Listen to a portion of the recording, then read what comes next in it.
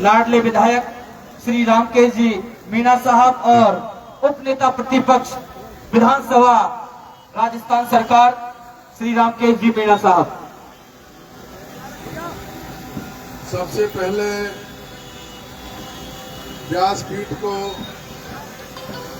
प्रणाम करते हुए और 57 गोत्र का जो आज ये जलवा है, इसके लिए आयोजनकर्ता परिवार, उनके माता पिता, उनके पूरे कुटुंब परिवार को और सेवा गांव को हार्दिक रूप से धन्यवाद देना चाहता हूं। इतना बड़ा जलसा करके पूरे जितने भी 57 गोत्र के गांव हैं, उन सबको निमंत्रण दिया, सबको बुला करके उनका आदर सम्मान किया। इसके लिए इस परिवार को बहुत हार्दिक धन्यवाद देना चाहता हूं। और इसके साथ साथ एक बहुत खुशी की बात है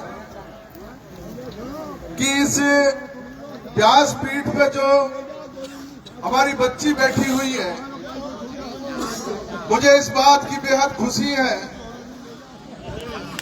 कि व्यासपीठ पे जो बैठी हुई बच्ची आपकी बच्ची है, समाज की बच्ची है। मीणा समाज में मैं पहली बार देख रहा हूं एक विदुषी के रूप में एक व्यासपीठ पे आकर के जो कथा वाचन उन्होंने किया है, दूर दूर तक उसकी प्रसिद्धि और उसकी जो ख्याति है वो सुनने को मिल रही है।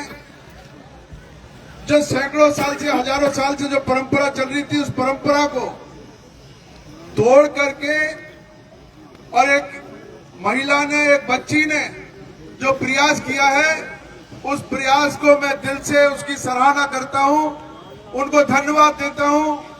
और मैं ईश्वर से ये अपेक्षा करता हूं, निवेदन करता हूं कि ईश्वर इस बच्ची को अच्छी से अच्छी बुद्धि दे करके और तार्किक रूप से इसको इसके जीवन में आगे बढ़ाए। ये हमारे लिए भी, पूरे मीणा समाज के लिए गौरव की बात है कि एक बच्ची हमारा मार्गदर्शन कर रही है, हमारे माता बहनों को सदमार्ग पे चलने के लिए प्रेरित कर रही है। इससे ज्यादा खुशी की कोई बात हो नहीं सकती। और पूरा 57 परिवार आज सेवा में जो इकट्ठा हुआ है, मैं 57 गोत्र के सभी पंच पटेलों को, माता बहनों को हृदय से प्रणाम करता हूं। नए साल है 2026 में, ये मौका हमारे इस परिवार ने हमको दिया है।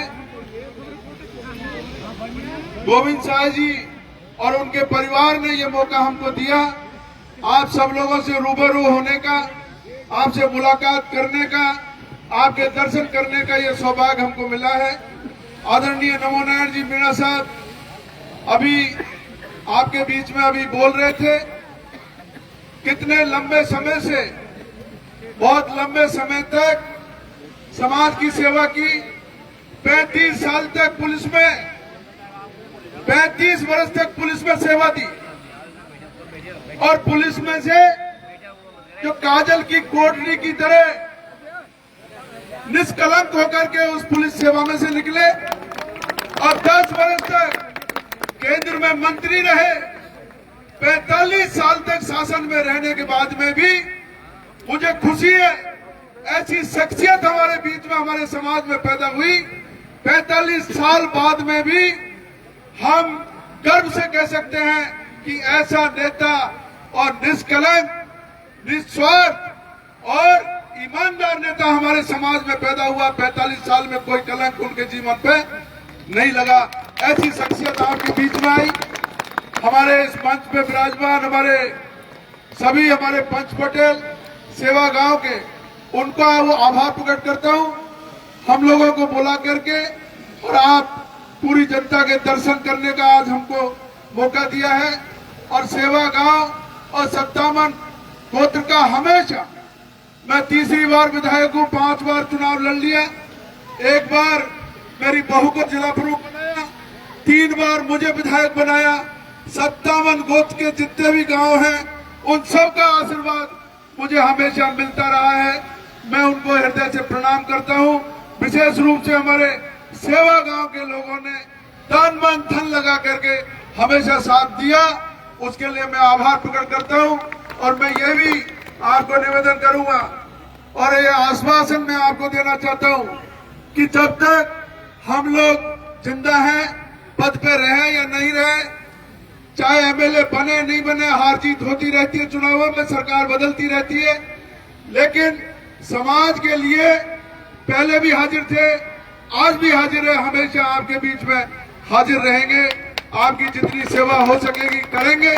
आप सब लोगों ने बुलाया, स्वागत किया, सम्मान किया और हम सब लोगों को आज ये जो मौका दिया उसके लिए मैं पुनः हृदय से आभार प्रकट करता हूं। धन्यवाद। जय हिंद। नमस्कार।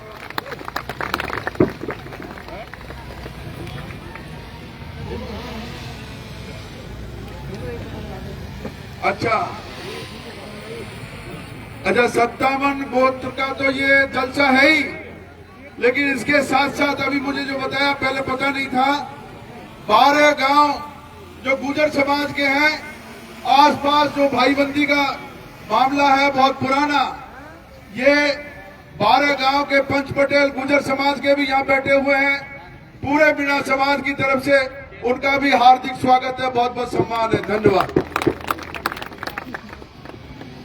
बहुत बहुत आभार माननीय विधायक जी, आपने जो मार्गदर्शन दिया और जो हमारे समाज के अग्रज श्री नमो नारायण जी के बारे में जो आपने इस मंच से बात रखी, वास्तव में वो काबिल तारीफ है और कोई अतिशयोक्ति नहीं है, वो कटु सत्य है।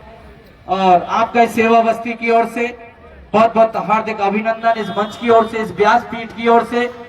और जिस तरीके से